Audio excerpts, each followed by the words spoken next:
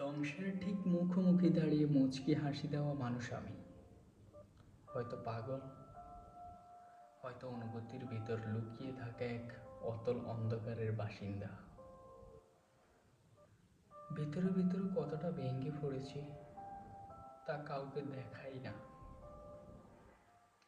কারণ আমি শিখে গেছি কিভাবে কষ্ট লুকিয়ে হাসতে হয়। যেদিন ভিতরটা সম্পূর্ণ ভেঙে চুরমার হয়ে গিয়েছিল, সেদিনও বাইরে থেকে এক ফোঁটা হাসি মুখে এঁটে সবার সামনে শক্ত হয়ে দাঁড়িয়েছিলাম।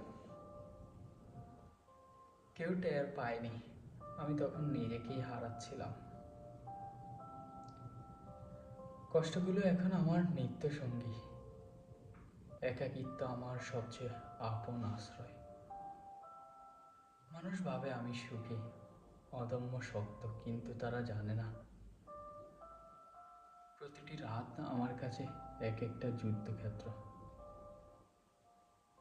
যেখানে আমি চুপচাপ নিজের সাথে লড়ে যাই। যেখানে আমি চুপচাপ নিজের সাথে লড়ে যাই, নিজেকে বারবার বুঝিয়ে বলি তুই ভালো আছিস, অথচ আমি জানি আমি ভালো নেই। আমি প্রতিদিন একটু একটু করে ভেঙে যাচ্ছি, যার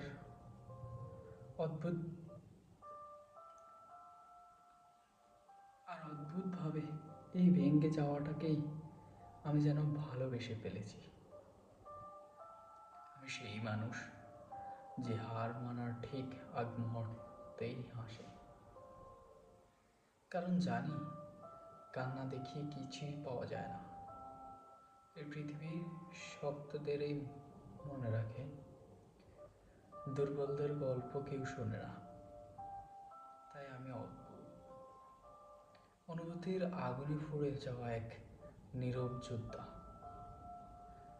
আমার জীবন কোনো সুখের গল্প নয়, এক নিঃশব্দ বিপ্লব, যেখানে হাসির আড়ালে লুকিয়ে থাকে হাজারো না বলা কথা, না পাওয়া প্রিয় মানুষ, ভাঙ্গা স্বপ্ন আর ধীরে ধীরে হারিয়ে যাওয়া আমি নিজেই।